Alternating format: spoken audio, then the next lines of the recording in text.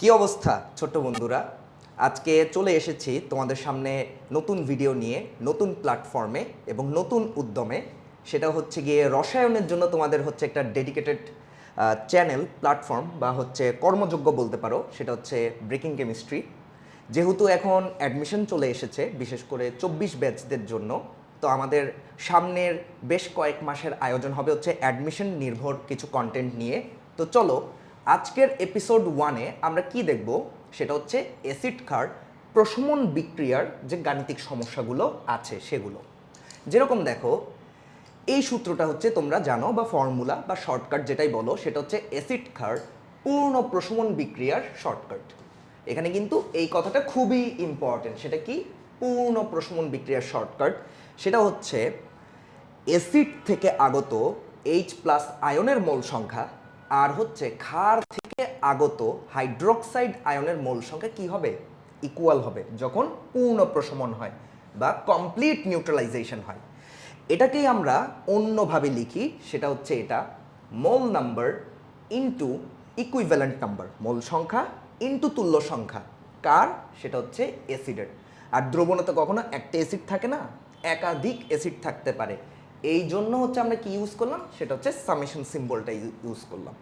আচ্ছা, এটা কিসের সমান হতে হবে? সেটা হচ্ছে একই জিনিস, মোল নাম্বার ইনটু হচ্ছে ইকুইভ্যালেন্ট নাম্বার অফ কি, সেটা হচ্ছে ক্ষারের। বোঝা গেল? এবং আমাদের দ্রবণে একাধিক ক্ষার থাকতে পারে, এই জন্য হচ্ছে আমরা কি ইউজ করলাম, সামেশন সিম্বল ইউজ করলাম। তো আমি আমার নিজের হচ্ছে গিয়ে একটা সূত্র বানাইলাম। সেটা হচ্ছে গিয়ে দ্রবণে তো সবসময় অ্যাসিড থাকে না, বা দ্রবণে তো সবসময় শুধু বেস থাকে না, কখনো কখনো অ্যাসিডের মতো কিছু জিনিস থাকে এবং হচ্ছে ক্ষারের মতোও কিছু জিনিস থাকে। যেরকম দেখো, অ্যাসিডের মতোই আরেকটা জিনিস হচ্ছে কি, অম্লীয় অক্সাইড বা অ্যাসিডিক অক্সাইড। কেন? কারণ অ্যাসিডিক অক্সাইড যখন পানিতে দ্রবীভূত হয় সেটাও কিন্তু অ্যাসিড তৈরি করে, আর অ্যাসিড আমাদেরকে কি দিবে? দ্রবণে এইচ প্লাস আয়ন ছেড়ে দিবে। ঠিক তেমনি নন মেটাল মানে হচ্ছে অধাতু, অধাতুরা অম্লীয় হয়। তার মানে এই তিনোটা যে জিনিস একই। তো আমি সূত্রটা একই লিখেছি, জাস্ট অ্যাসিডের সাথে অ্যাসিডিক অক্সাইড আর নন মেটাল। এবার আসো ক্ষার। ক্ষারের মতোই আরেকজন হচ্ছে কি, ক্ষারীয় অক্সাইড, বেসিক অক্সাইড। এবং আরেকটা কি, সেটা হচ্ছে আমাদের ধাতুরা। এবং এই কথাটা আমি আমার অফলাইন ক্লাস হচ্ছে বারবার বলি, সেটা হচ্ছে ধাতু মানেই ক্ষার আর অধাতু মানেই অ্যাসিড। অতে অধাতু, অতে অম্ল, তাহলে এর উল্টাটা কি? সেটা হচ্ছে তাহলে ধাতু কি হবে? ক্ষার হবে বা ক্ষারীয় হবে। এখন এখানে একটা প্রশ্ন আছে, সেটা হচ্ছে অ্যাসিড গেল, অ্যাসিডিক অক্সাইড গেল, নন মেটাল গেল, আর এই পাশে হচ্ছে বেইজ, বেসিক অক্সাইড, আর হচ্ছে মেটাল। এখানে একটা প্রশ্ন থেকে যায়, সেটা হচ্ছে তাহলে আমরা যে বলি উভধর্মী অক্সাইড বা হচ্ছে গিয়ে অ্যামফোটেরিক অক্সাইড, যেরকম হচ্ছে উদাহরণ তোমরা জানো, একটা উভধর্মী অক্সাইড হচ্ছে অ্যালুমিনিয়াম অক্সাইড, একটা উভধর্মী অক্সাইড হচ্ছে জিঙ্ক অক্সাইড, আরেকটা উভধর্মী অক্সাইড হচ্ছে প্লাম্বাস অক্সাইড, আরেকটা উভধর্মী অক্সাইড হচ্ছে প্লাম্বিক অক্সাইড, তারপর হচ্ছে স্ট্যানিক অক্সাইড, স্ট্যানাস অক্সাইড, আর হচ্ছে স্ট্যানিক অক্সাইড। এখন দেখে মনে হচ্ছে এগুলো হচ্ছে ধাতুর অক্সাইড, তাহলে কি হওয়ার কথা? ধাতুর অক্সাইড ক্ষারীয় হয়। তার মানে এরা বেসিক অক্সাইড, মানে আমাদের এই প্রশমন বিক্রিয়ার সূত্রে এটা হচ্ছে ক্ষারের পাশে লেখার কথা। কিন্তু ঘটনা হচ্ছে এরা তো উভধর্মী, এরা কিছু কিছু ক্ষেত্রে অ্যাসিডের মতো আচরণ করে, কিছু কিছু ক্ষেত্রে ক্ষারের মতো আচরণ করে। তার মানে কিছু কিছু গাণিতিক সমস্যায় এদের যে ইনফরমেশন বা তথ্য, কখনো কখনো অ্যাসিডের পাশে লিখতে হবে আর কখনো কখনো ক্ষারের পাশে লিখতে হবে। এইটা বোঝার জন্য চলো এমন 4টা অঙ্ক হচ্ছে আমি চিন্তা করেছি বা তৈরি করেছি, যেগুলো হচ্ছে আগে কখনো আসেনি এবং এই অ্যাডমিশনে হয়তো এরকম আসতে পারে। যেরকম ধরো, এটা হচ্ছে সেই প্রথম প্রবলেমটা। কি বলেছে? 30 ml 0.75 মোলার HCl অ্যাসিড দ্রবণে 20 ml 0.5 মোলার সোডিয়াম কার্বনেট ক্ষার দ্রবণ যোগ করার পর, এই পর কথাটা ইম্পর্টেন্ট। মানে কি বুঝো, একটা অ্যাসিড দ্রবণ ছিল, একটা ক্ষার দ্রবণ ছিল, দুটাকে যোগ করে দিছো, অ্যাসিড দ্রবণটাকে ক্ষার দ্রবণে যোগ করে দিছো বা ক্ষার দ্রবণটাকে অ্যাসিড দ্রবণে যোগ করে দিছো। তাহলে এখানে কি হবে? প্রশমন বিক্রিয়া হবে এবং অ্যাসিড ক্ষার বিক্রিয়া করে লবণ পানি হয়ে যাবে। এই বিক্রিয়াটাতে দুইটা ঘটনা ঘটতে পারে। এই HCl আর হচ্ছে সোডিয়াম কার্বনেট বিক্রিয়া করে এখানে দুইটা ঘটনা ঘটতে পারে। একটা হচ্ছে হয় এখানে অ্যাসিড থেকে যাবে, বা মানে HCl অ্যাসিড থেকে যাবে, বা সোডিয়াম কার্বনেট ক্ষার থেকে যাবে। এবং যে থেকে যাবে তার মানে কি দ্রবণ তার মতো হবে। যদি এখানে বিক্রিয়ার পর HCl কিছু থেকে যায় তাহলে দ্রবণটা অম্লীয় থাকবে তখনও। আর যদি এই প্রশমন বিক্রিয়ার পরেও কিছু ক্ষার থেকে যায় তাহলে দ্রবণটা ক্ষারীয় হবে। এবার চিন্তা করো পরের লাইনটা। এবার কি বলেছে, মিশ্র দ্রবণটিকে, মানে এই দুটো দ্রবণকে যোগ করলে তো এটা তো মিশ্র দ্রবণ হয়। মিশ্র দ্রবণকে এই যে সম্পূর্ণ প্রশমনের জন্য, তার মানে আগে কমপ্লিট নিউট্রালাইজেশন হয়নি, হয়তো কেউ একজন থেকে গেছে দুইজনের মধ্যে। আচ্ছা, সম্পূর্ণ প্রশমনের জন্য এতে জিঙ্ক অক্সাইড যোগ করা হলো, এবং এই জিঙ্ক অক্সাইডটাই হচ্ছে গিয়ে কি আমাদের মাথা ব্যথা বা আমাদের চিন্তার বিষয়, অ্যামফোটেরিক অক্সাইড বা হচ্ছে উপধর্মী অক্সাইড। এবং বলল হ্যাঁ এবার পূর্ণ প্রশমন হলো। প্রশ্নে কি চেয়েছে সেটা হচ্ছে জিঙ্ক অক্সাইডের ভর নির্ণয় করো, তার মানে ডাব্লু বের করতে বলছে। এখন এই জিঙ্ক অক্সাইডটাকে লিখবা কোন পাশে? এটার জন্য আমরা ইন জেনারেল অঙ্কগুলো যেভাবে করি এটা এভাবে করলে হবে না। এখানে আগে একটা জিনিস চেক করতে হবে যে দ্রবণটা কেমন। দ্রবণ যদি অ্যাসিডিক হয় তাহলে জিঙ্ক অক্সাইড তখন ক্ষার হিসেবে আচরণ করবে, এটাই হচ্ছে লজিক। আর দ্রবণ যদি ক্ষারীয় হয় তখন জিঙ্ক অক্সাইড অ্যাসিড আচরণ করবে। জিনিসটা বুঝাই। ধরো আমি হচ্ছে এখানে জাস্ট একটু ছোট একটা জিনিস চেক করলাম, সেটা হচ্ছে আমাদের HCl অ্যাসিডের মোল নাম্বারটা কত। তাহলে ইজি, S ইন্টু ভি, তাহলে হচ্ছে কত 30 ইন্টু হচ্ছে কত 0.75, তাহলে হচ্ছে এটা গুণ করলে কত আসবে, এটা হচ্ছে আসবে 22.5 মিলিমোল। কি আসবে এটা 22.5 মিলিমোল। মানে আমি এখানে মিলিলিটারকে লিটার নিচ্ছি না, যার কারণে মোল না এসে কি এসেছে মিলিমোল এসেছে। আচ্ছা, এরপরে একটু চেক করে দেখি আমাদের যে ক্ষারটা আছে সোডিয়াম কার্বনেট, যদিও লবণ মনে হচ্ছে কিন্তু এটা ক্ষার, কারণ এটা দ্রবণে সোডিয়াম হাইড্রোক্সাইড ক্ষার উৎপন্ন করে। আচ্ছা, তাহলে এটার মোল সংখ্যাটা কি, সেটা হচ্ছে 20 মিলিলিটার ইন্টু হচ্ছে 0.5, তাহলে হচ্ছে এটা কত আসবে, এটা হচ্ছে আসবে 10, কত, হ্যাঁ 10 কি আসবে, সেটা হচ্ছে মিলিমোল আসবে। ঠিক আছে। আচ্ছা, এটা কিন্তু আমরা অ্যাসিডের মোল সংখ্যা বের করলাম, আর এটা কিন্তু ক্ষারের মোল সংখ্যা বের করলাম। আমাদের কিন্তু একটু দেখতে হবে এই অ্যাসিড থেকে আমাদের কাছে কতগুলো H প্লাস আসবে। তো আমরা বুঝি HCl যত মোল ও আমাদেরকে ঠিক তত মোল কি দিবে, H প্লাস দিবে। তার মানে আমি বলতে পারি এখান থেকে আমরা ঠিক এত মোল কি পাবো, H প্লাস আয়ন পাবো। মানে এটাই হচ্ছে আমাদের কি হবে, mole number of H plus ion. আর এবার এই সোডিয়াম কার্বনেট ক্ষার এটা কিন্তু জলীয় দ্রবণে দুইটা করে হাইড্রোক্সাইড দেয়। যদি কেউ না জেনে থাকো আমি রিঅ্যাকশনটা লিখে দিচ্ছি। সোডিয়াম কার্বনেট সলিড থাকে এবং এটা যখন পানিতে দ্রবীভূত হয় সেটা হচ্ছে এটা 2 মোল সোডিয়াম হাইড্রোক্সাইড ক্ষারের দ্রবণ তৈরি করে। এখানে আরও একজন উৎপন্ন হয়, সেটা হচ্ছে কার্বন ডাই অক্সাইড গ্যাস, যেটা হচ্ছে বলতে পারো বুদবুদ আকারে উড়ে যাচ্ছে, বা এটা নিয়ে আমাদের মাথা ব্যথা নাই। সেটা হচ্ছে এই লবণটা এই যে 2টা হাইড্রোক্সাইড দিচ্ছে, এবং এই হাইড্রোক্সাইডটাই কিন্তু আমাদেরকে দ্রবণে আয়নিত হয়ে 2টা সোডিয়াম প্লাস আয়ন আর হচ্ছে কি 2টা হাইড্রোক্সাইড আয়ন দিচ্ছে। তার মানে আমরা কি বলতে পারি, দেখো আমাদের কাছে যত মোল সোডিয়াম কার্বনেট থাকবে, খেয়াল করে দেখো আমাদের কাছে তার দ্বিগুণ মোল হাইড্রোক্সাইড থাকে। এটাই তো ইকুইভ্যালেন্ট নাম্বার ছিল। মানে আমি বলতে পারি যে আমার কাছে হচ্ছে হাইড্রোক্সাইড আয়নের মোল নাম্বার হচ্ছে এই 10কে 2 দিয়ে গুণ করতে হবে, তার মানে হচ্ছে 20 মিলিমোল। এটা জাস্ট চেক করলাম, এটা কিন্তু অঙ্ক না, এটা চেক করতে হয় যে দেখার জন্য যে আমার এখানে কোনটা বেশি। H প্লাস আয়ন হচ্ছে 22.5 মিলিমোল আর হাইড্রোক্সাইডের মোল নাম্বার হচ্ছে 20 মিলিমোল। তাহলে বলো, তোমরাই বলো কি বেশি আছে, H প্লাস বেশি আছে আর হাইড্রোক্সাইড আয়ন কম আছে। তার মানে এখানে প্রশমন বিক্রিয়াটাতে আমাদের হাইড্রোক্সাইড আয়ন কি হয়ে যাবে, শেষ হয়ে যাবে, এবং এটাকেই হচ্ছে তোমরা বলতে লিমিটিং রিঅ্যাক্ট্যান্ট বা সীমিত বিক্রিয়ক। আর বিক্রিয়ার পরেও H প্লাস আয়ন কিছু থেকে যাবে, অবশিষ্ট থাকবে, এবং এটাকেই হচ্ছে তোমরা বলতে রিমেইনিং রিঅ্যাক্ট্যান্ট, শর্টকাটে লিখছে আর। তাহলে এবার বলো, দ্রবণ কিন্তু অম্লীয়, এবার ওই দ্রবণে তোমরা যোগ করছো কাকে, সেটা হচ্ছে জিঙ্ক অক্সাইডকে। এবং জিঙ্ক অক্সাইড উভধর্মী, ও অ্যাসিড হিসেবেও আচরণ করতে পারে, ও বেইজ হিসেবেও আচরণ করতে পারে। তাহলে যেটা হবে, যেহেতু দ্রবণ এখনও অম্লীয়, সুতরাং ও কি হিসেবে আচরণ করবে? ক্ষার হিসেবে। এই যে আমাদের ডিসিশন নেওয়া শেষ যে জিঙ্ক হাইড্রোক্সাইড কি হিসেবে আচরণ করবে? ক্ষার বা ক্ষারীয় আচরণ করবে। তাহলে এই যে আমাদের এবার অঙ্কটা হয়ে গেল। কি লিখবো এখানে বলো? সেটা হচ্ছে mole number into equivalent number of acid. আমাদের অ্যাসিডটা কি? সেটা হচ্ছে HCl। আর তো কেউ অ্যাসিড নেই, সোডিয়াম কার্বনেট ক্ষার, আর জিঙ্ক অক্সাইড কি আচরণ করতেছে? ক্ষারীয় বা ক্ষার। তাহলে কি লিখবো? মোল number into equivalent number of কি? সোডিয়াম কার্বনেট, একটা ক্ষার চলে গেল। আর আরেকটা ক্ষার হিসেবে কে আচরণ করছে? Zinc oxide. এই যে মোল number into equivalent number of zinc oxide. এই তো।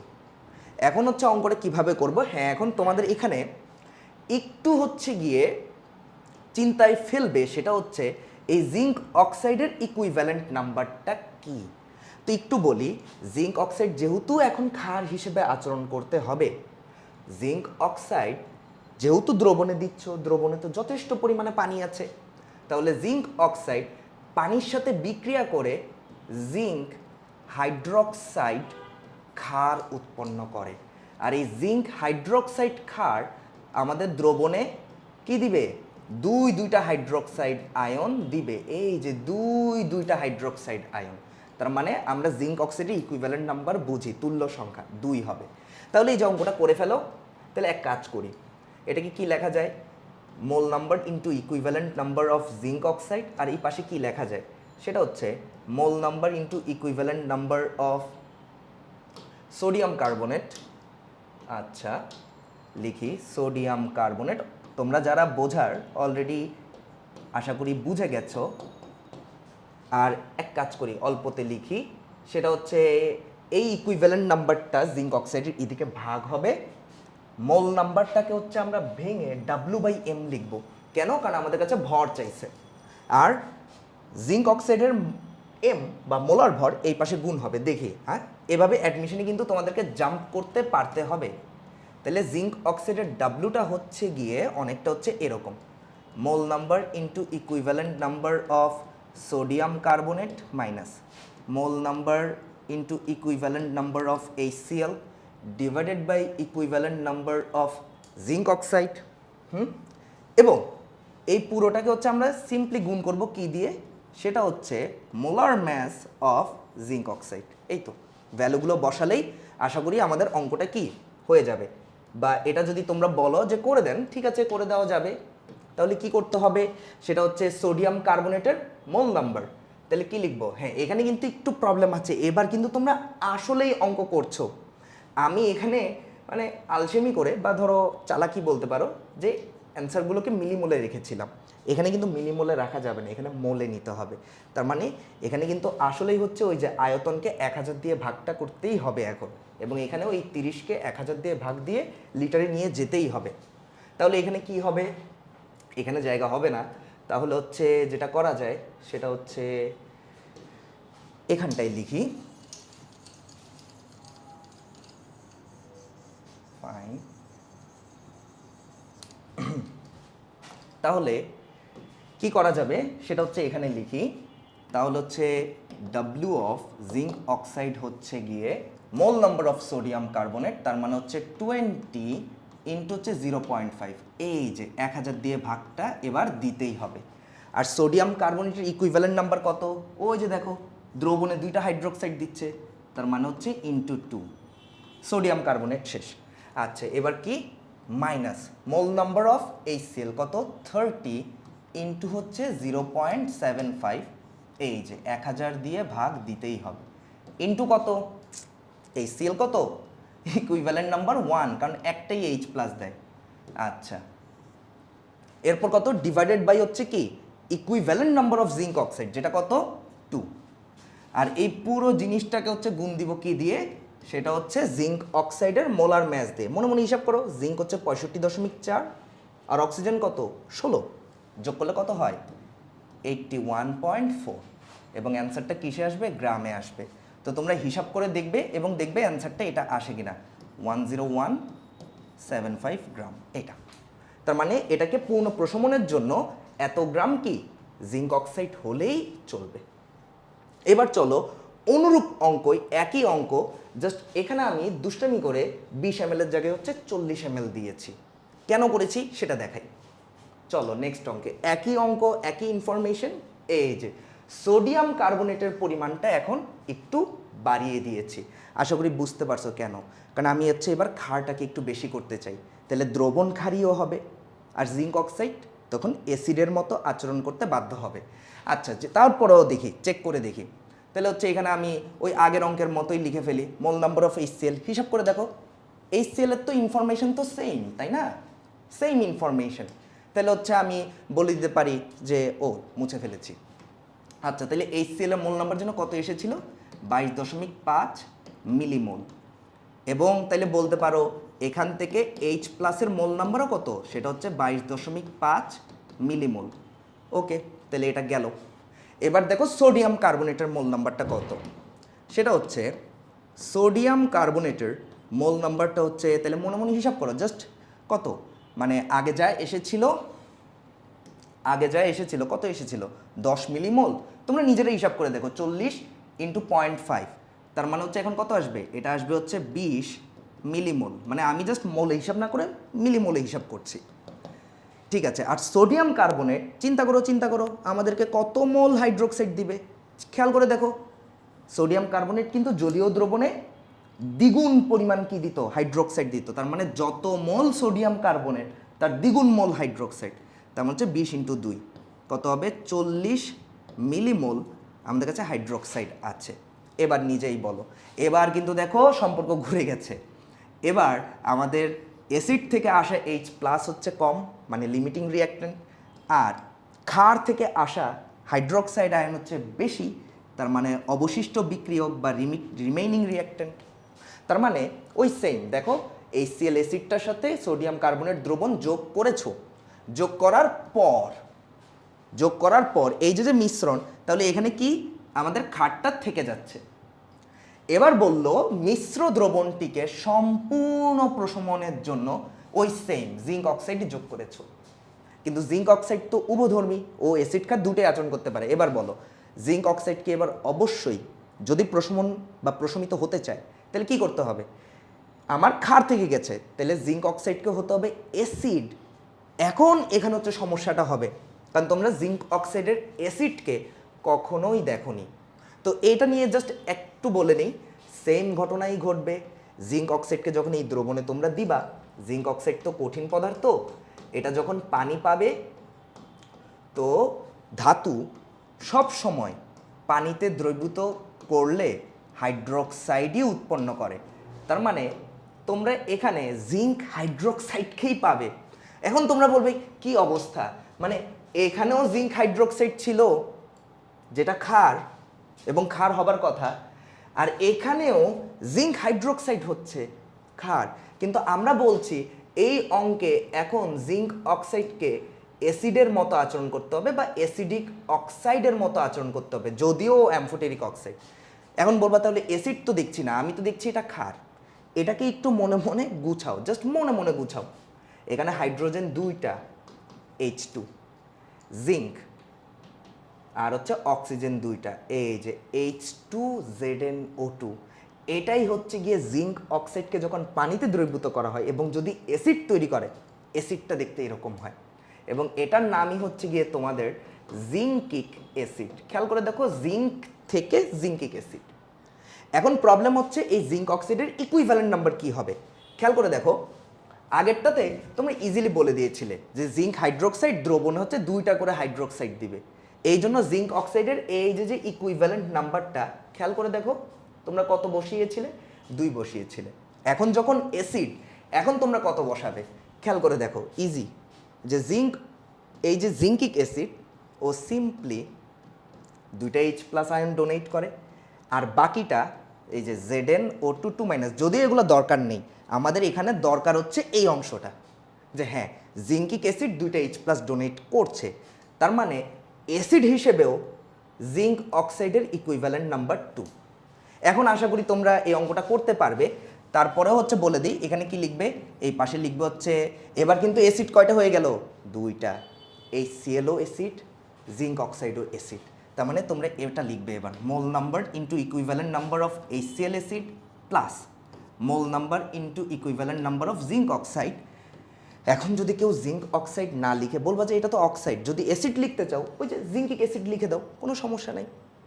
আর এখানে হচ্ছে গিয়ে যদি তোমরা, কোথায় গেল, এই যে এখানে যদি তোমরা এখানে জিঙ্ক অক্সাইড না লিখে হচ্ছে যদি কোথায় গেল, এই যে এখানে জিঙ্ক অক্সাইড না লিখে যদি জিঙ্ক হাইড্রোক্সাইড লিখতে চাও লিখতে পারো, সমস্যা নেই, একই কথা। আচরণ কি হিসেবে করতেছে এটা বোঝাটা হচ্ছে ইম্পর্টেন্ট, ঠিক আছে? কিভাবে লিখছো এটা ইম্পর্টেন্ট না। আচ্ছা শেষ। আর এখানে কি লিখবে, mole number into equivalent number of কি লিখবে, সেটা হচ্ছে কি লিখবে, ও সোডিয়াম কার্বনেট। এই তো। তো আশা করি বাকি অঙ্কটুকু পারবে এবং দেখবে যে এই অঙ্কটা যখন করবে, করতে করতে খেয়াল করে দেখবে যে নিচের লাইনে জিঙ্ক অক্সাইডের ডাব্লুটা কত আসছে। যদি এটা আসছে বা আসে তার মানে হচ্ছে তোমাদের অঙ্কটা ঠিক হয়েছে, ঠিক আছে? এবার আসো আরেকটা অঙ্কে আসি, আরেকটা অঙ্ক, সেম অঙ্ক, উভধর্মী অক্সাইড নিয়ে। তবে অঙ্কটা একটু কঠিন, একটু কঠিন, আগেরটার মতোই, হুবহু আগেরটার অঙ্ক, 1 নম্বর অঙ্কটার মতোই। দেখো একই তথ্য, 30 ml 0.75 molar HCl acid, 20 ml 0.5 molar sodium carbonate, একই জিনিস। আগের অঙ্কে আমরা উভধর্মী অক্সাইড হিসেবে হচ্ছে জিঙ্ক অক্সাইডকে দিয়েছিলাম, আর এখন হচ্ছে আমরা আরও সাহস বেড়ে গেছে, আমরা হচ্ছে অ্যালুমিনিয়াম অক্সাইড দিছি, ঠিক আছে? তো এখানেও কিছু একটা হবে এবং এখানে হয়তো একটু প্যাচ থাকতে পারে, চেক করে দেখি। সেটা হচ্ছে, তাহলে আমরা তো বুঝি আগের অঙ্কই তো, 1 নম্বর অঙ্কটাই, যে এখান থেকে তোমরা আগে যেটা বের করবে সেটা হচ্ছে mole number of H plus বের করবে, বা তোমরা চালাক হলে তোমরা বলবে মোল নাম্বার অফ HCl যা মোল নাম্বার অফ H প্লাস হতা। তো যাই হোক, সেটা দেখি, অন্তত এতটুকু তো মুখস্থ হয়ে যাওয়ার কথা যে হ্যাঁ 22.5 মিলিমোল আসবে। আর হচ্ছে গিয়ে আসো সোডিয়াম কার্বনেট, তাহলে মোল নাম্বার অফ সোডিয়াম কার্বনেট এখানে কত আসবে হিসাব করে দেখো, সেটা হচ্ছে 10 মিলিমোল। আর এখান থেকে কি বলবে, হাইড্রোক্সাইড হচ্ছে কি এটা ডাবল, তার মানে হচ্ছে কত, সেটা হচ্ছে 20 মিলিমোল। তাহলে হচ্ছে গিয়ে বুঝে পাইলাম যে অ্যাসিড না, H প্লাস আয়ন কম আছে, হাইড্রোক্সাইড H প্লাস আয়ন বেশি আছে আর হাইড্রোক্সাইড আয়ন কম আছে। তার মানে আমাদের H প্লাস আয়ন হচ্ছে কি, সেটা হচ্ছে রিমেইনিং রিঅ্যাক্টেন্ট, অবশিষ্ট থাকবে। আর হাইড্রোক্সাইড হচ্ছে কি আমাদের লিমিটিং রিঅ্যাক্টেন্ট, শেষ হয়ে যাবে। তাহলে এবার তোমরা আমাকে বলো দ্রবণ কীরকম হবে, মানে এই দুইজনকে যখন যোগ করা হলো তাহলে দ্রবণ বিক্রিয়া শেষে কেমন থাকবে, সেটা হচ্ছে অম্লীয় থাকবে। তাহলে এবার বলো, অম্লীয় দ্রবণকে যদি প্রশমিত করতে চাও তাহলে ক্ষার যোগ করবা। তার মানে অ্যালুমিনিয়াম অক্সাইডকে, ওর যে উভধর্মিতা, দুইটা ধর্ম একসাথে, এর মধ্যে থেকে এখন ওকে কিসের মতো আচরণ করতে হবে, সেটা হচ্ছে ক্ষার বা বেইজের মতো আচরণ করতে হবে। এবং অ্যালুমিনিয়াম অক্সাইডকে যখন এই দ্রবণে দিবা তোমরা, ও পানি পাবে। এবং অ্যালুমিনিয়াম অক্সাইড যখন পানি পাবে, সমতা নিয়ে তোমরা ভয় পেও না, আগে হচ্ছে বোঝো কি হয়, ধাতুর অক্সাইডরা পানি যোগ করলে ওরা হাইড্রোক্সাইড ফর্ম করে। তাহলে তোমরা এখানে কি পাবে, অ্যালুমিনিয়াম হাইড্রোক্সাইড পাবে, ঠিক আছে? এবার হচ্ছে একটু সমতা করতে হবে, কি মনে মনে সমতা করাটা জরুরি, আসলেই জরুরি। কেন? তুল্য সংখ্যা বোঝার জন্য। অ্যালুমিনিয়াম 2টা, তাহলে এখানে 2 দিতে হবে, অ্যালুমিনিয়াম 2টা হয়ে যাবে, 3 দুগুণী 6, হাইড্রোজেন 6টা হয়ে যাবে, তাহলে এখানে 3 দিতে হবে। এখানে অক্সিজেনও 6টা হয়ে যাবে, তো এখানে অক্সিজেন 3টা, আর এখানে 3 একে 3, তার মানে হ্যাঁ সমতা হয়ে গেল।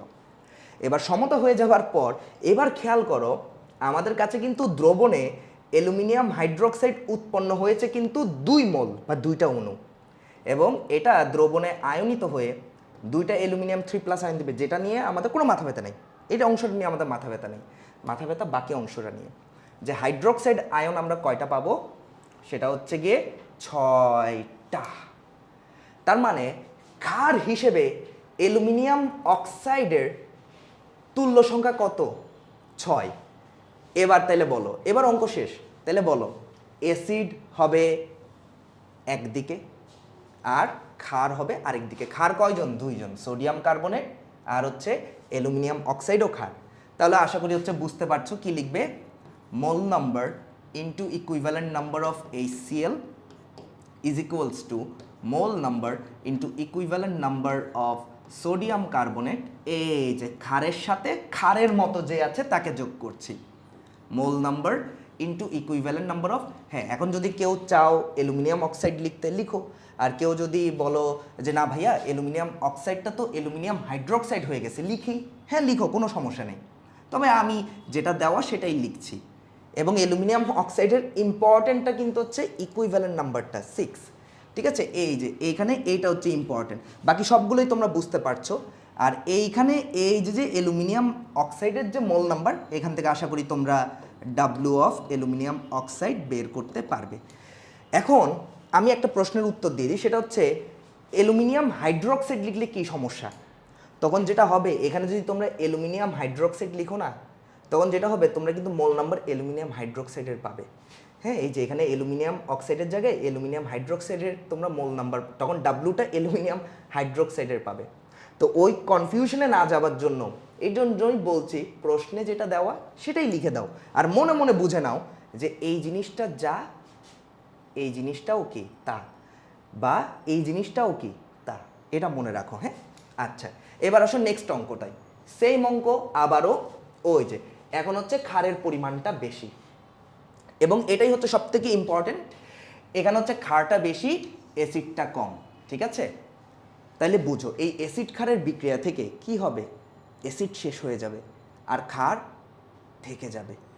ক্ষার থেকে গেলে এবার আবার প্রশমনের জন্য বা বাকি অংশটাকে প্রশমনের জন্য ওই যে দুষ্ট লোককে যোগ করছো, উভধর্মী অক্সাইড।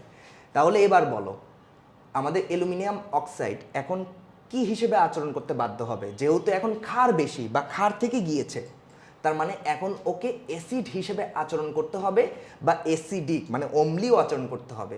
এবং এখানেই একটা ছোট্ট ঝামেলা আছে, সেটা হচ্ছে অ্যালুমিনিয়াম অক্সাইড যখন জলীয় দ্রবণে দ্রবীভূত হবে, ওই হুবহু আগের বিক্রিয়াটাই দেখো, কিছুক্ষণ আগে যেটা করেছি হুবহু আগের বিক্রিয়াটাই, যেখানে তোমরা কি পাবে, দুইটা অ্যালুমিনিয়াম হাইড্রোক্সাইড পাবে। এখন তোমরা বলো ভাই এটা তো ক্ষার। হ্যাঁ, ধাতুর অক্সাইডকে পানিতে দ্রবীভূত করলে প্রথমে আমরা সবসময় ক্ষারই পাবো। এবার যেহেতু বলছো যে অ্যাসিড হিসেবে আচরণ করবে, তাহলে হচ্ছে ওই যে চোরামিটা কি বলি, সেটা হচ্ছে এখানে দুইটা অণু তো দুই লিখে ফেললাম। খেয়াল করো এখানে হাইড্রোজেন কয়টা, তিনটা। খেয়াল করো হাইড্রোজেন তিনটা, অ্যালুমিনিয়াম একটা, অক্সিজেন তিনটা, মানে এটা দুইটা অণু উৎপন্ন হয়, তাই সামনে দুই। এই জিনিসটা এই যে H3Al O3, তো একটু বলে নেই, অ্যালুমিনিয়ামের অ্যাসিড তো দেখো আগেরটা জিঙ্কের অ্যাসিড ছিল, জিঙ্কিক অ্যাসিড, তাইলে অ্যালুমিনিয়ামের অ্যাসিড কি হবে, নামটা অ্যালুমিনিক অ্যাসিড।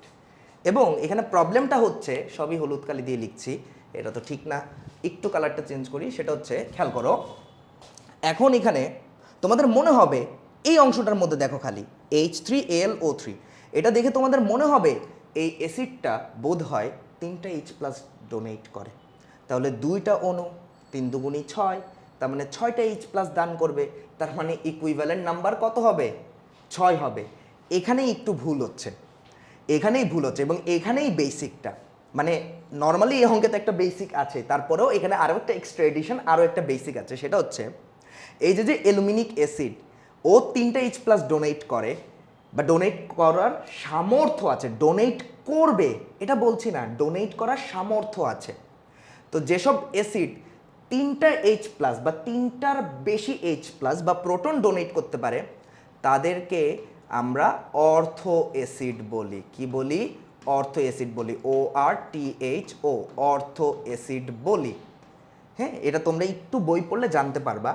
এবং অর্থ অ্যাসিডের যেটা সবথেকে ইম্পর্টেন্ট, সেটা হচ্ছে অর্থ অ্যাসিড কখনোই রাসায়নিক বিক্রিয়ায় সরাসরি অংশগ্রহণ করে না, দেখবা বইয়ে একদম বোল্ড করে এই কথাটা লেখা আছে।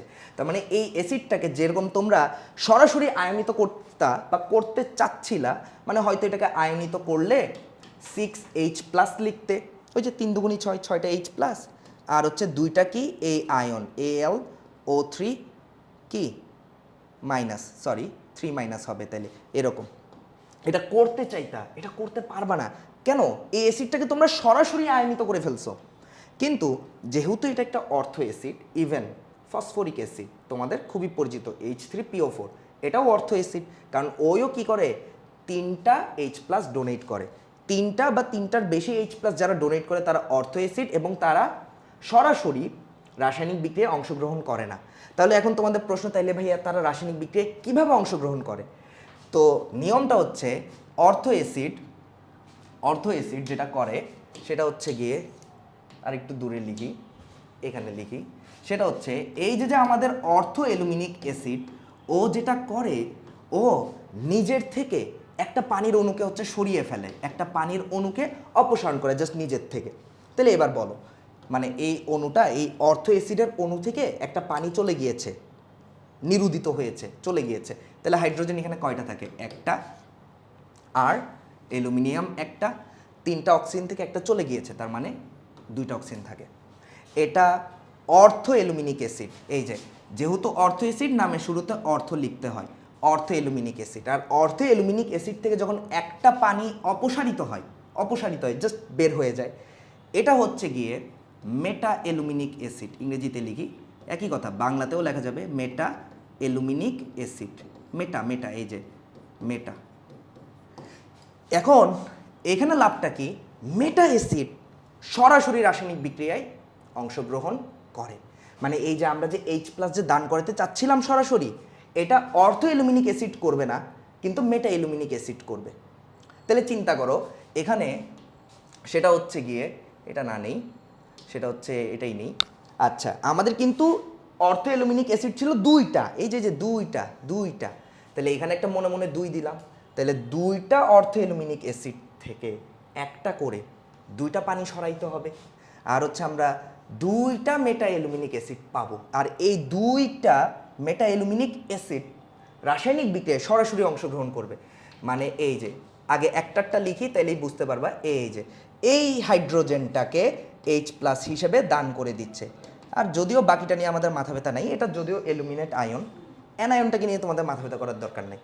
তাহলে এবার বলো, মেটা অ্যালুমিনিক অ্যাসিড 2 মোল, তাহলে এখানে 2, এখানে 2, এখানে 2, এবং তোমরা দেখবা কোথায়?